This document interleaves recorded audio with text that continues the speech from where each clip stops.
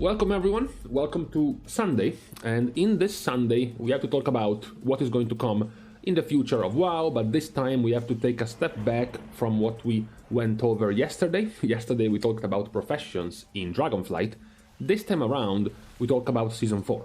We talked about the surprising Season 4, the not quite 0.3 patch because we are stopping at 9.2.5, but we have a new season, and in the last few days we have learned more and more things about what's gonna happen in 9.2.5 and Season 4 of Shadowlands, and it's quite interesting because it has to do with loot, it has to do with gear, with items for you to get, to acquire. So we have gotten quite a few info dropped on us by Blizzard, so I thought it was worth going over because there are going to be some debates on the matter, especially to some of the decisions. But let's start with the more positive one, which is the introduction of raid vendors. So as you know, or maybe you don't, but now you will know, Season 4 will put all 3 different raids at a relevant level.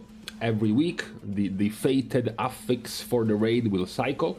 So 1 week is going to be Castonatria, to be elevated to Season 4 item level quality, and then the next week is going to be Sanctum, and the next week is going to be Sepulcher. So you will have to cycle which of the raid is going to be active every week in Season 4. This means, of course, that your chances at getting good items, best in slot items, get slimmer and slimmer, because you can't kill, for example, Fate Scribe every week. You can only kill Fate Scribe once every 3 weeks. So it might get kind of tricky to earn the best in slot items you're after. So Blizzard thought of a countermeasure. The countermeasure is to add vendors in the game that will sell pretty much all of the collection of best in slot great items from Castonatria, Sepulcher or Sanctum. Mostly we're talking about trinkets and weapons in general. So the way you will acquire these items are going to be with dinars, are going to be with tokens that you will be able to earn from the raid, and you can only earn 3 of them throughout the entire season. So you can only have your pick of just 3 items of the options given to you by the vendors, which is pretty cool, you know. 2 best in slot trinkets and your best in slot weapon, for example, could be the list of things you would want. The way you earn these dinars is to automatically accept a chain quest that is going to be given to you as soon as you enter a fated raid.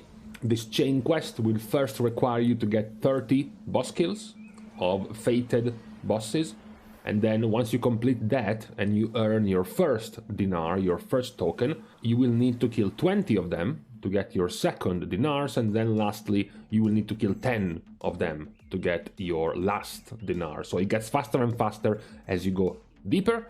It should take you 3 weeks to be able to get your first dinar, because 3 resets should be 30 boss kills minimum, and then it should take you 6 weeks to get all of the total 60 boss kills to get all 3 of the dinars. So 6 weeks into the patch you will have the ability to get all 3 of these tokens for you to buy whichever one of the items from the vendors you want. Blizzard seemed quite not into the possibility of allowing players to just go to a vendor and buy their best in slot pieces just 1 week into the raid. That they felt like that was a little bit too fast, so they are staggering the time in which you can earn these tokens. But that's not all. That's not all, because these tokens can also be upgraded, because the vendors are only going to stop at normal item level, right? We get our chart of item level that I showed you a few days ago. You can only buy them at normal. Why? Because there are going to be items that you can use to upgrade these normal tokens into heroic or mythic quality.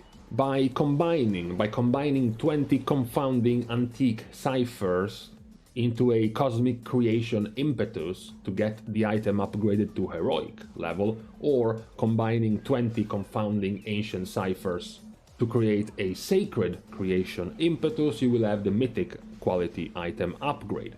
these shards are going to drop from bosses. So obviously you have to kill heroic bosses to get the heroic upgrade, and then you have to kill mythic bosses to get the mythic upgrade. Now onto the little tidbits that have been added by the developers about this new system. Starting right where we finished talking about the upgrade shards. These upgrade shards are not going to be linear, in the sense that you don't need to loot a normal piece of gear and then upgrade it to heroic and then upgrade it to mythic. These items will allow you to set the item at heroic item level or at mythic item level. This means, for example, that you could loot an LFR piece of gear.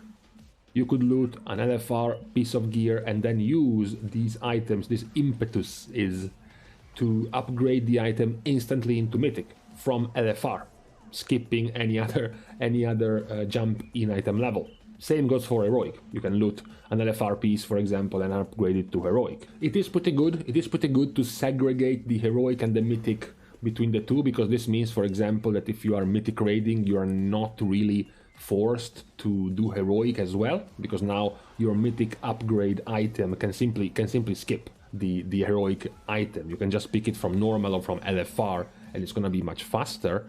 Also, about new additions, there are things, for example, that we kind of suspected already, like the fact that the tier sets are still going to be part of Season 4.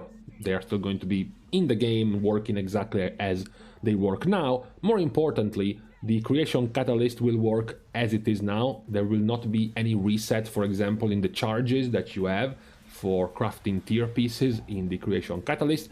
Not that it will matter, because by the time Season 4 will be out, you will have like 20 charges of the creation catalyst anyways, so it's not that you're gonna use them, but still. Another addition is the question about the domination sockets. Because yeah, I mean, we go back to Sanctum, what about all the stuff about shards and sockets?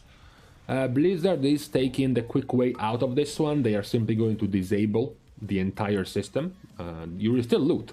You will still loot your piece with the shard socket in it. It's just not going to work anywhere whenever you do fated content. So this is because, of course, you have the tier sets, yeah, and they have to balance. It would be harder, you know, to balance Castodnatria and Sepulcher around tier sets, and then just Sanctum around the tier set plus the shards. Not to mention, you have to keep 4 slots for the tier sets, and then you would have to keep 3 slots for the shards in your gear. It would become a pretty annoying puzzle to solve. So they just went out and said no domination sockets whatsoever in Season 4.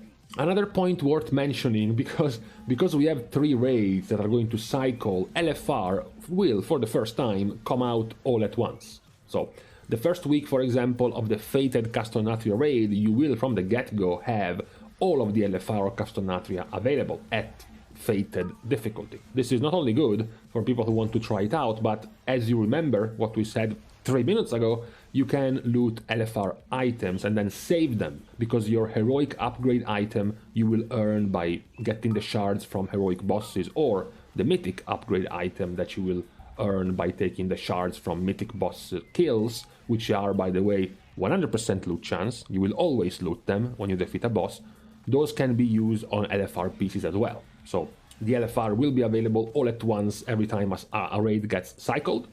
Additionally, there's also going to be, just because, a fated world boss every week. The fated world boss will drop the equivalent of normal item level in Season 4. So 285 fated gear from just one of the world bosses available.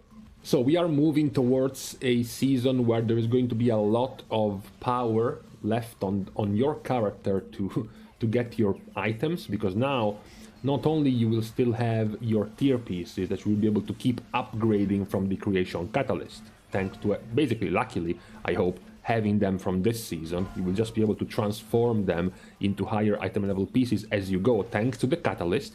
Of course, you still have the catalyst to upgrade your stuff, you still have the Great Vault to pick the items, and now you will have these 3 dinars to pick your best in slot items, plus the upgrade items that you can then use later on to upgrade them at higher item levels. What is left to talk about the news about this new season is, number 1, the confirmation that Ahead of the Curve and Cutting Edge will indeed end once Season 4 starts. So even though Season 4 is not a proper official season, it doesn't come out in a 0.3 patch with a full-fledged release, but just a 9.2.5 patch, it is still going to function as a normal season, so cutting edge and ahead of the curve, and even other things like seasonal rewards like PvP and Mythic Plus will end when the Season 4 begins, okay?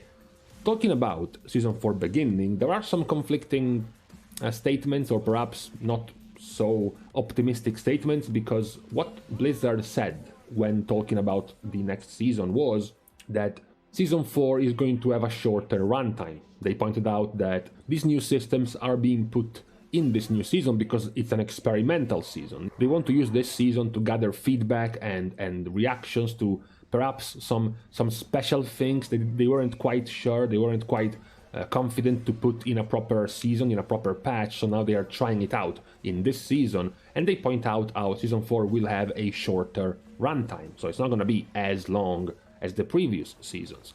At the same time, they're also saying that after the current season, after Season 3, has run for a typical duration, we are planning to conclude Season 3 and begin Shadowlands Season 4. So, we are being told that Season 3, this season, will have a typical duration, and then Season 4, the next one, will have a shorter runtime.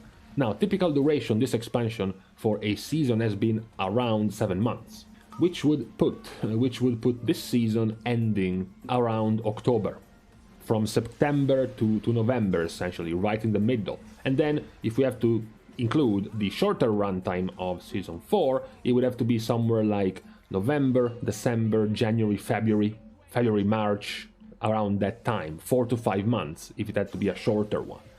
So this would put the release date of Dragonflight exactly more or less a year after the start of Season 3, from March of this year to March of next year, where the two seasons will be put, Season 3 and Season 4.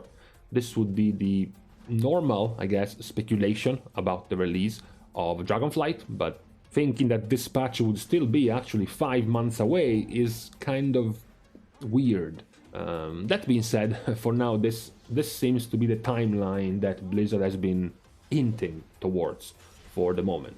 And these are all of the new additions that we have gotten related to 9.2.5. It's been an eventful week as far as news are concerned. We have gotten quite a lot of stuff to talk about for Dragonflight and for 9.2.5. So we have gotten a lot of communication, a lot of transparency from the Blizzard devs recently related to what they are planning with the game. It's well welcomed. It's nice to have an idea of what they have in mind for the future. So this is what they had so far related to the last season of this expansion. So with this being said, we can take a close to this video on this Sunday as well.